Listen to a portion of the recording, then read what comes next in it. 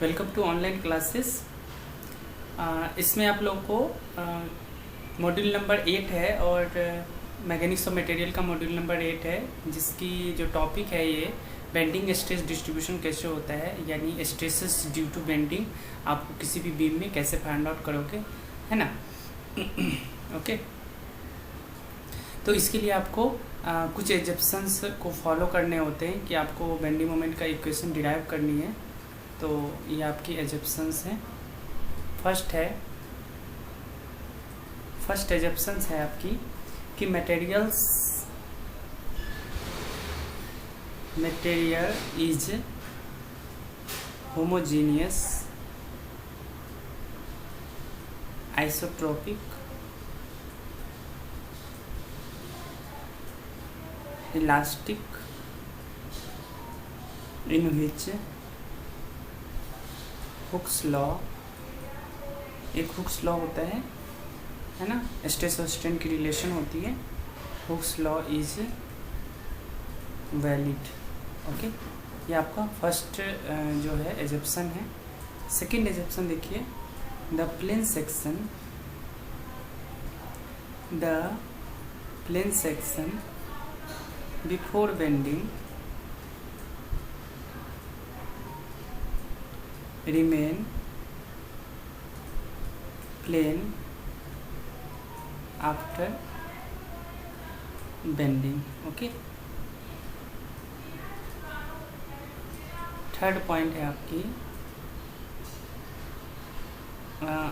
इसकी मीनिंग देख लो, इसकी मीनिंग आप लोग देख लीजिए कि ये प्लेन सेक्शन बिफोर और आफ्टर किस तरह से प्लेन होगा। जैसे मान लीजिए आपके पास ये कोई बीम है ना, इस बीम में आपने क्या किया, इस मिडिल के पोर्शन को आपने कट करी, और कट करके आप क्या कर रहे हो, यहाँ पे इसको दिखा रहे हो, ये आपका मिडिल पोर्शन है ना। सपोज कर लीजिए इसको, ये मिडिल पोर्शन है, ये आपकी सिंपली सपोर्टेड बीम है। तो इसमें ये कह रहा है कि बिफोर बेंडिंग और आफ्टर बेंडिंग प्लेन होना चाहिए।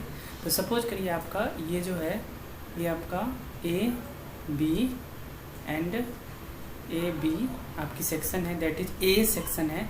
तो जब इसमें बेंडिंग होगा तो कुछ इस तरह से इसकी जो पार्ट है, इसकी जो ये पार्ट है, ये कुछ इस तरह से, दैट इज ये आपकी कुछ इस तरह से बन जाएगा। दैट इज आप इसको कह सकते हो A dash B dash and A dash and B dash. That is a plane है, अगर एक ही प्लेन में है तो आपका जो ए डैश और ए डैश है उसकी भी प्लेन आपकी चेंज नहीं होगी, यानी सेम प्लेन में होनी चाहिए, है ना। ये दोनों की प्लेन सेम होनी चाहिए, ये एक एजप्शन है, ये एज्यूम किया गया है। ओके, थर्ड पॉइंट देखिए, थर्ड पॉइंट है आपका the section is symmetrical in loading plane and load passes through symmetrical axis and centroid, है ना। जैसे सपोज कर लीजिए कि आपके पास ये आपकी रेक्टेंगल है, तो इस रेक्टेंगल की जो सिमेट्रिकल एक्सिस होगी, ये दोनों आपकी क्या होगी, सिमेट्रिकल एक्सिस होगी।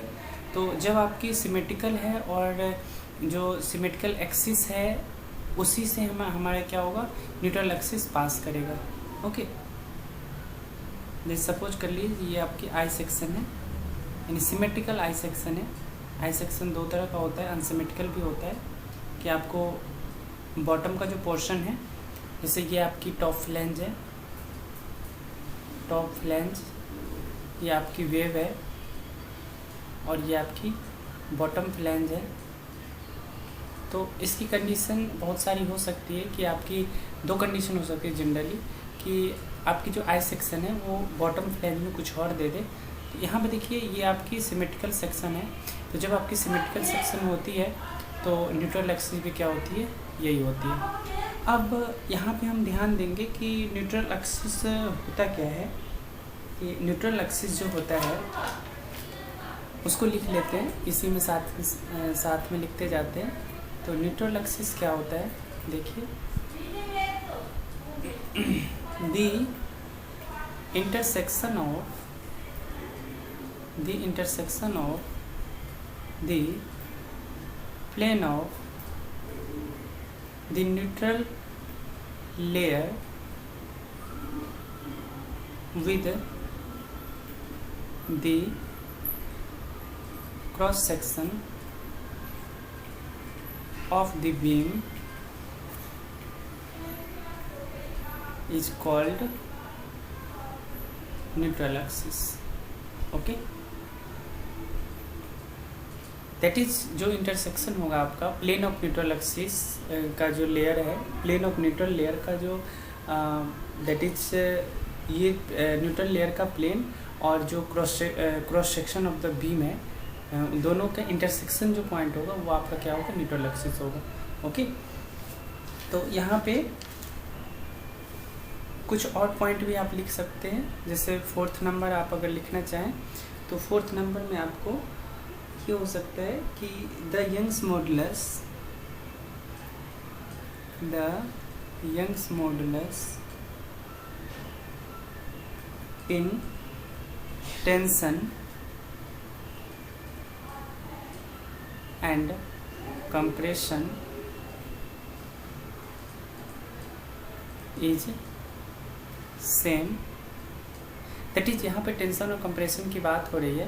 तो क्या हो, इसका मीनिंग क्या है। जैसे सपोज करिए कि आपके पास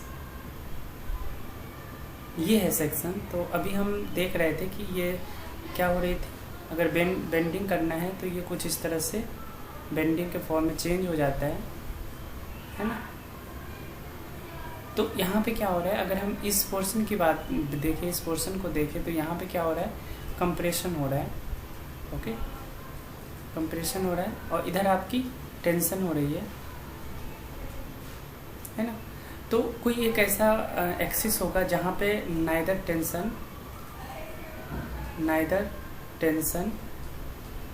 नॉर कंप्रेशन होगी, है ना, और वही क्या होगी, आपकी न्यूट्रल एक्सिस होगी, है ना। तो इसका मतलब क्या है, यहाँ पे आपके जीरो है, इधर आपकी टेंशन में की तरफ बढ़ रही है, इधर आपकी कंप्रेशन की तरफ बढ़ रही है। तो आप क्या कह सकते हो, ये जो बीम है ये दो पार्ट में डिवाइड है। एक तो आपका कंप्रेशन फेज है और एक आपका टेंशन फेज है। ओके, तो कंप्रेशन फाइबर बोलते हैं और टेंशन फाइबर बोलते हैं। ओके, अब देखिए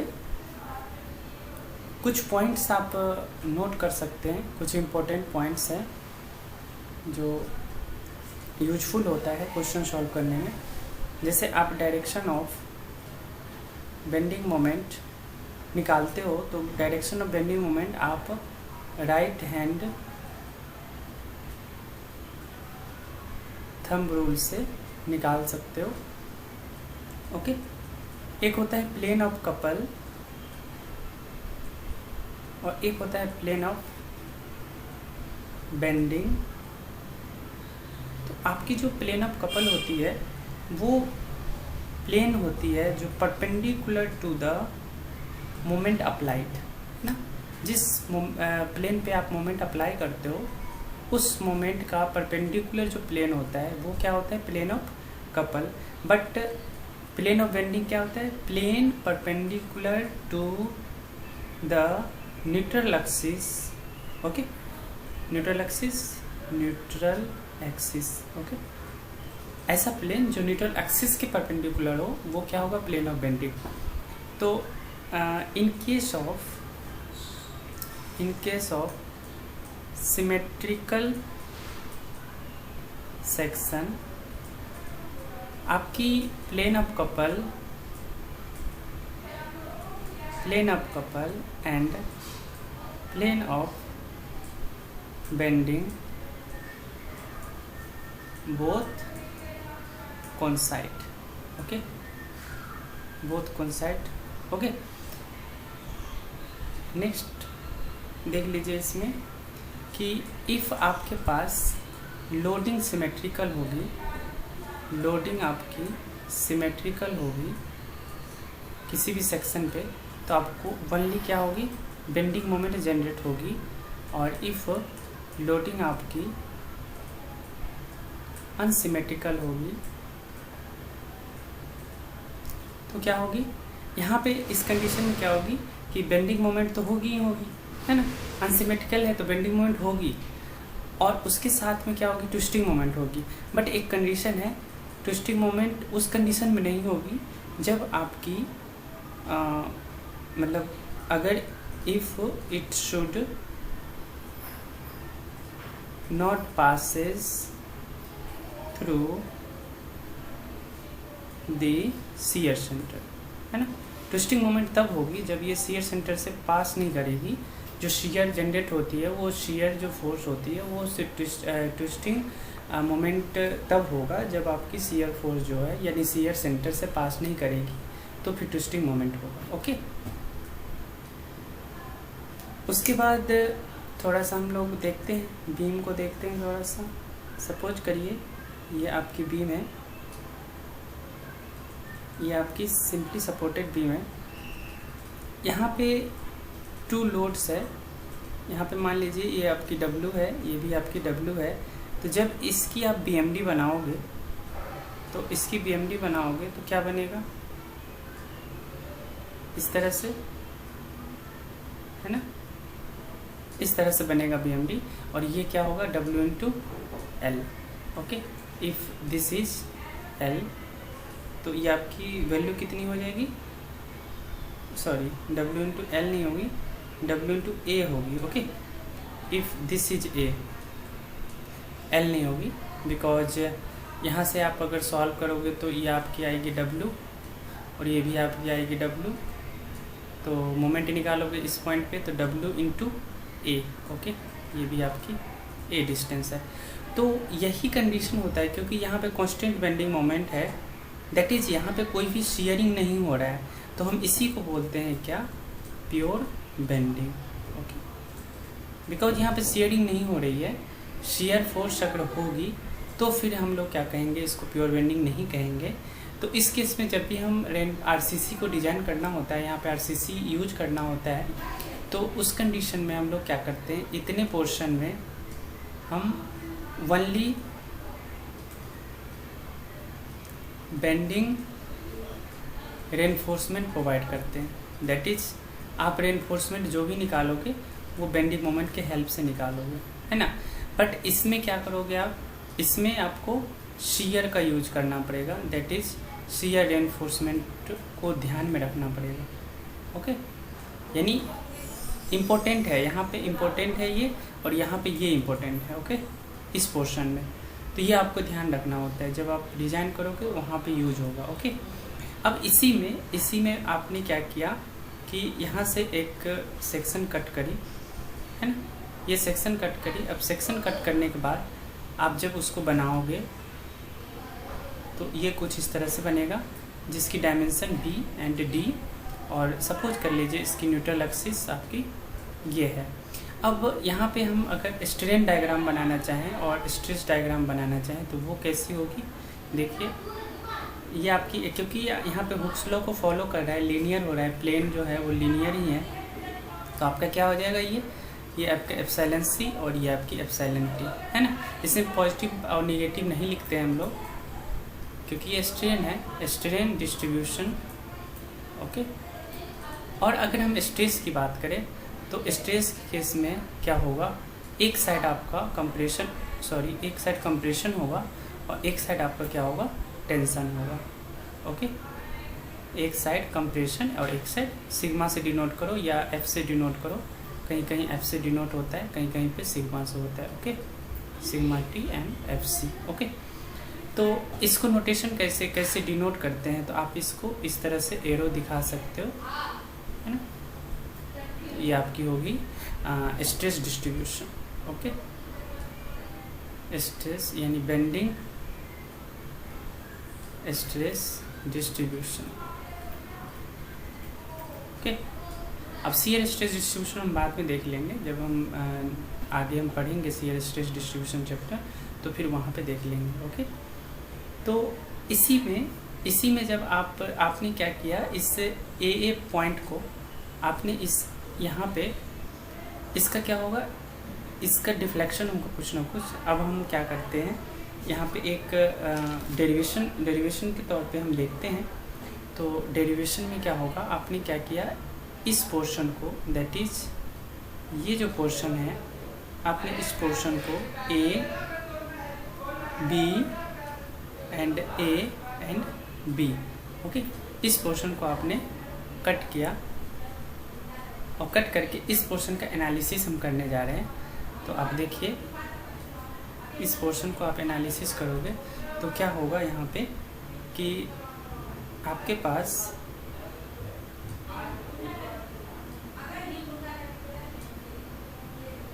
पास ये हो जाएगी कि ये है आपकी ए, ये है आपकी बी, और दिस इज ए और दिस इज बी, है ना। अब यहाँ पे आपने देखा है वहाँ पे कि ये जो है इस तरह से आपकी बेंड हो रही है ना। तो बेंड हो रही है तो ये आप कुछ इस तरह से बना सकते हो, है ना। मैं डॉटेड इसीलिए बना रही हूँ कि इसको थोड़ा सा अच्छे से बना पाऊँ। ओके, तो ये कुछ इस तरह से आपका बन के आएगा, यानी डिफ्लेक्ट हो के आएगा। अब जब इसकी डिफ्लेक्शन को देखोगे आप, है ना, तो ये क्या हो जाएगा, आप अगर यहाँ पे आप अगर चाहो कि छोटा सा ये बनाने की कोशिश करो, तो ये आपका ऊपर की तरफ जा रहा है, ये कहीं पे जाके एक सेंटर ऑफ क्या होगा, सेंटर ऑफ कर्वेचर होगा, सेंटर ऑफ कर्वेचर, ओके। और फिर उसके बाद सेंटर ऑफ कर्वेचर है तो इसकी क्या होगी, रेडियस होगी। और सपोज करिए कि ये दोनों जो पार्ट है, यानी आपका A dash and this is B dash and B dash, आपकी जो है ये एंगल बना रही है। यहाँ पे कुछ एंगल सपोज कर लीजिए कि कोई एंगल है आपकी कितनी, डेल्टा थीटा, ओके। तो ये आपकी एंगल है। अब यहाँ पे हम इसी में क्या करते हैं, इसी में एक एक्सिस डिफाइन करते हैं। सपोज करिए कि आपकी ये एक्सिस है ना, ये एक्सिस है, और इस एक्सिस का जो वैल्यू दी हुई है ये आपकी सी और डी, यानी नोटेशन है। सपोज करते हैं कि यहाँ पे एक हमने सेक्शन कट करी, इस सेक्शन का जो नेम है वो ई एफ कर लीजिए, और यहाँ से यहाँ तक की जो डिस्टेंस है ये वाई कर लीजिए, ओके। और इसकी जो एरिया है वो आप इसको हम डी ए एज्यूम कर सकते हैं। अब इसको अगर आप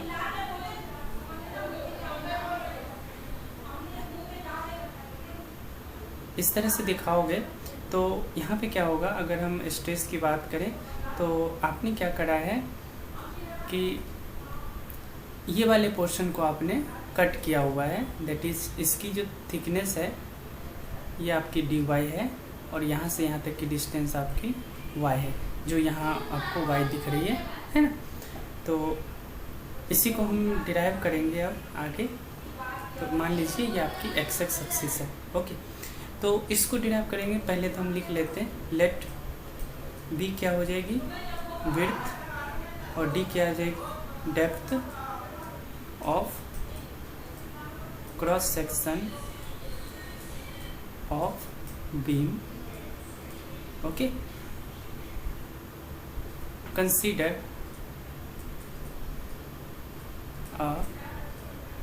a small element of this part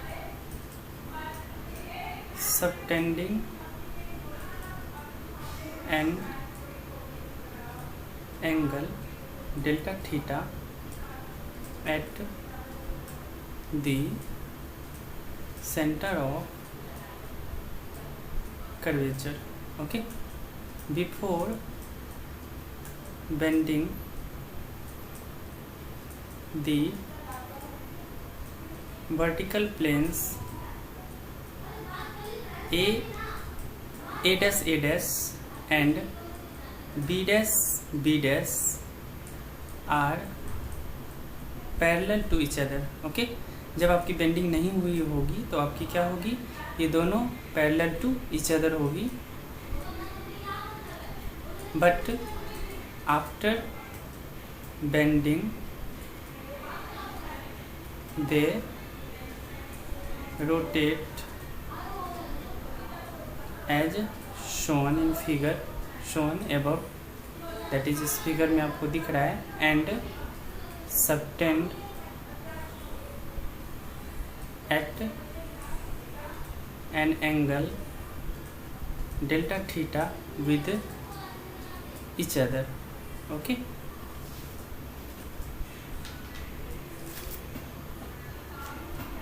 अब आगे इसी में देख लीजिए कि let us assume this rotation is about a neutral surface. अब न्यूट्रल सरफेस यहाँ पे क्या है, हमने CD एज्यूम किया हुआ है। Okay, so that fibers at CD neither contract nor elongate। okay, thus all the fibers of the beam above CD contract and below CD elongate। okay, as shown as in figure। okay, अब देखिए अगर आप strain की बात करोगे, अगर मान लीजिए आपने क्या किया, आपने यहाँ पे स्ट्रेन देखा, क्योंकि यहाँ पे एलोंगेशन ही एक तरह का हो रहा है कि ये वाला पार्ट इस तरह से हो रहा है, तो यहाँ पे आपका कॉन्ट्रैक्शन हो रहा है, इधर आपकी एलोंगेशन हो रही है। तो आप स्ट्रेन कैसे फाइंड करोगे, तो स्ट्रेन अगर हम मान लीजिए एप्सिलॉन x को स्ट्रेन मानते हैं, तो strain in fibre EF at a height y above CD है ना, क्योंकि हम फाइबर F का स्ट्रेन निकाल रहे हैं, है ना, तो हमें जो डिफरेंस निकालना पड़ेगा वो फाइबर F से ही माइनस करना पड़ेगा, है ना, क्योंकि आपका जो फाइबर था, ये जो फाइबर था आपने इस तरह से लिखा हुआ है कि आपकी जो फाइबर थी ये इस तरह से हो गई, यानी EF है ना, पहले क्या थी, पहले आपकी इसकी इक्वल होगी, यानी जब आप ऐसे करोगे तो ये वाले C और D है, दैट इज़ आपकी जो CD थी और EF थी वो दोनों सेम थी बिफोर बेंडिंग, बट बेंडिंग के बाद क्या हो गई, मान लीजिए इसको E डैश F डैश मान लो, अब बेंडिंग के बाद क्या हो गई, ये कुछ इस तरह से हो गई, है ना, तो आपकी चेंज किस में हो रही है, आपकी जो चेंज हो रही है वो आपकी EF में हो रही है, तो आपको EF का स्ट्रेन EF का रेशियो निकालना पड़ेगा कि EF का रेशियो क्या हो जाएगा आपके epsilon x EF minus E dash F dash, है ना, E डैश F डैश, जिसको आप लिख सकते हो CD, है ना, और अपॉन में क्या हो जाएगा, अपॉन में भी E डैश F डैश हो जाएगा, दैट इज CD। जब इसको सॉल्व करोगे तो देखो EF है, तो आपका EF का वैल्यू क्या होगा, ये जो है, ये जो पार्ट है EF, ये कहीं पे जाके ये इसका सेंटर है, सेंटर O है, रेडियस R है, और एंगल क्या है आपका delta theta. Okay, delta theta angle है, और यहाँ से देखिए ये आपकी CD है, यहाँ से यहाँ तक आपकी y डिस्टेंस है। ओके, और जो रेडियस है आपकी, है ना, जो रेडियस है वो रेडियस कहाँ से है, वो आपकी इंड पॉइंट से है। यहाँ पे आपको समझ में नहीं आएगा, यहाँ पे डायरेक्ट ऊपर ले जाती हूँ, है ना। तो जैसे आप देख लीजिए यहाँ पे कि आपको रेडियस देखना है, तो रेडियस आपकी CD पॉइंट पे क्या होगा, CD पॉइंट पे आपको R रेडियस होगा, और आपकी ई और एफ वाले पॉइंट पे आपकी क्या होगी, दैट इज अगर यहाँ से आपकी जो ये है रेडियस आर है ना, इसकी न्यूट्रल एक्सिस से, तो ये क्या हो जाएगी, ई एफ का रेडियस क्या हो जाएगी आर माइनस वाई, है ना। तो आपके पास एक आर्क है, आपके पास कुछ इस तरह का, सपोज करिए कि आपके पास इस तरह का आर्क है, एक आर्क ऐसा है ना, और जिसकी रेडियस है आपकी, ये आपकी ई एफ है जिसकी रेडियस है आर माइनस वाई, है ना। एक आर्क आपका ऐसा है जिसकी रेडियस है आपका आर, जो आपकी सी डी है, ये आपकी डेल्टा थीटा है, ये आपकी डेल्टा थीटा है ना। समझने के लिए मैं बना रही हूँ, बट इस तरह से नहीं है, इतनी कम डिस्टेंस पे नहीं है। तो R minus Y into delta theta minus R into delta theta upon R into delta theta. जब इसको सॉल्व करोगे तो ये आएगा आपका Y by minus Y by R. अभी हमने क्या किया था, कंप्रेशन फाइबर में, यानी ऊपर हमने यूज किया था, तो कंप्रेशन फाइबर था तो कंप्रेशन को निगेटिव और टेंशन को पॉजिटिव लेके सॉल्व कर सकते हो। तो यहाँ पे आपका जो सॉल्व हो के आया, तो उसमें हम क्या करेंगे, अकॉर्डिंग टू हुक्स लॉ लगाएंगे अगर, तो हुक्स लॉ से क्या होता है, हुक्स लॉ से आपका होता है कि स्ट्रेन, जो स्ट्रेस होता है आपकी स्ट्रेस, क्योंकि एप्सिलॉन एक्स डायरेक्शन में ले रहे हो तो ये directly proportional to epsilon X होता है। तो सिग्मा एक्स क्या हो जाएगी आपकी ई एप्सिलॉन एक्स और E into Y by R, और ये आपकी माइनस में है क्योंकि आपने सिग्मा एक्स को, तो ये आपकी क्या हो जाएगी अपॉन में वाई और ई बाई आर। तो ये तब होगी जब क्या होगी, सिग्मा एक्स आपकी कंप्रेसिव है, तो आपकी सिग्मा एक्स अगर टेंसाइल होगी तो क्या हो जाएगी, प्लस हो जाएगी ये, है ना। इस माइनस को यहाँ पे लगा सकते हो, है ना। तो ये आपकी सिग्मा एक्स व्हेन टेंसाइल होगी, दैट इज अगर हम नीचे वैल्यू लेते तो ये क्या होता, अपोजिट हो जाता। ओके, तो इसके बाद देखिए, इसके बाद आपको मोमेंट ऑफ रेजिस्टेंस देखना है, मोमेंट ऑफ रेजिस्टेंस, है ना, मोमेंट ऑफ रेजिस्टेंस। तो मोमेंट ऑफ रेजिस्टेंस जो होता है, मैं डायरेक्ट यहाँ पे शॉर्टकट डेरिवेशन यूज कर रही हूँ, ऐसे तो मोमेंट ऑफ रेजिस्टेंस आपको सेक्शन कट करके फिर निकालना होता है, बट यहाँ पे डायरेक्ट हम फोर्स वाइलेंस और मोमेंट वाइलेंस का यूज कर रही हूँ। तो मोमेंट वाइलेंस का फॉर्मूला होता है, मोमेंट वाइलेंस की एक फॉर्मूले होती है कि m equal to integration of कोई पार्टिकुलर एरिया है, और उसमें क्या करोगे आप, कोई मान लीजिए सिग्मा एक्स आपके पास स्ट्रेस है, तो उसको क्या करोगे, अगर डी से मल्टीप्लाई कर दोगे तो आपके पास क्या होगा, फोर्स आ जाएगा, और फिर उसको वाई से मल्टीप्लाई कर दोगे तो क्या हो जाएगा, आपका मोमेंट आ जाएगा। ओके, तो ये आपका मोमेंट है। तो अब यहाँ पे क्या करोगे, इंटीग्रेशन और सिग्मा एक्स की वैल्यू रखोगे, तो यहाँ पे क्या होगा, E Y by R into D A into Y. जब इसको सॉल्व करोगे तो आपका ये कांस्टेंट टर्म है ई बाई आर, तो ये सॉल्व होगा तो वाई स्क्वायर डी ए, है ना। वाई स्क्वायर डी ए लिखा हुआ है, तो हम जानते हैं पहले से मोमेंट ऑफ इनर्शिया के चैप्टर से कि ई बाई आर ये वाई है, तो वाई स्क्वायर है, तो आपका आई एक्स एक्स हो जाएगा। ओके, तो यहाँ से आपका बहुत ही सिंपल डेरिवेशन से सॉल्व हो गया, है ना। एग्जाम में अगर टाइम ना रहे तो इस तरह से भी सॉल्व कर सकते हो, वैसे डेरिवेशन कैसे भी करो, छोटा करो बड़ा करो चल जाता है। तो ये आपका इक्वेशन आ गया। अब इक्वेशन 1 और 2 को अगर कंबाइंड करोगे आप, 1 और 2 को अगर कंबाइंड करोगे, टेंसाइल यूज कर रहे हैं, तो इक्वेशन फ्रॉम इक्वेशन 1 एंड 2 से क्या हो जाएगा आपका, m by I equal to sigma by Y equal to E by R. Okay, तो यह आपकी बेंडिंग इक्वेशन थी जो प्रूव्ड हो गई, है ना। तो ये बेंडिंग इक्वेशन आप लोग को आ सकता है एग्जाम में डिराइव करने के लिए आ सकता है।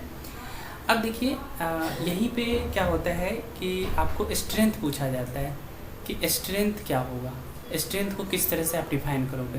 तो स्ट्रेंथ को डिफाइन करने के लिए आपको मोमेंट ऑफ रेजिस्टेंस को ही डिफाइन करना होता है। अगर आपको मोमेंट ऑफ रेजिस्टेंस ज़्यादा है तो आपकी क्या होगी, स्ट्रेंथ ज़्यादा होगी, है ना, स्ट्रेंथ आपकी ज़्यादा होगी। तो इस कंडीशन में क्या होता है, आप क्या करते हो, इसको यहाँ पे देख लो आप, ये आपकी M/I है और ये आपकी सिग्मा/y है। तो इसको आप चेंज करोगे तो सिग्मा इंटू क्या हो जाएगा, ये I/y। ओके, I/y हो जाएगा। और I/y क्या होता है, सेक्शन मॉडुलस होता है। ओके, जेड को हम लोग सेक्शन मॉडुलस बोलते हैं, सेक्शन मॉडुलस। ओके, तो अगर स्ट्रेस सेम दिया होता है तो हमें क्या होता है, स्ट्रेस सेम दिया होता है तो उसके बाद बोला जाता है कि कौन सा सेक्शन जो है वो ज़्यादा स्ट्रांग है, यानी स्ट्रेंथ ज़्यादा है, और कौन से में स्ट्रेंथ कम है। तो हमें क्या करना होता है, स्ट्रेंथ को डिफाइन करने के लिए M is directly proportional Z करना होता है। ओके, सिंपली हम Z निकाल के हम क्या करते हैं, स्ट्रेंथ को डिफाइन कर सकते हैं। ओके, तो जनरली हम लोग Z जो है ना वो स्टील टेबल से यूज करते हैं। जब हम स्टील का रोल्ड सेक्शन हम लोग यूज करते हैं, T सेक्शन I सेक्शन, तो स्टील टेबल से हम लोग यूज करते हैं। बाकी हम न्यूमेरिकल देखेंगे तो इजी हो जाएगा। Okay, thank you.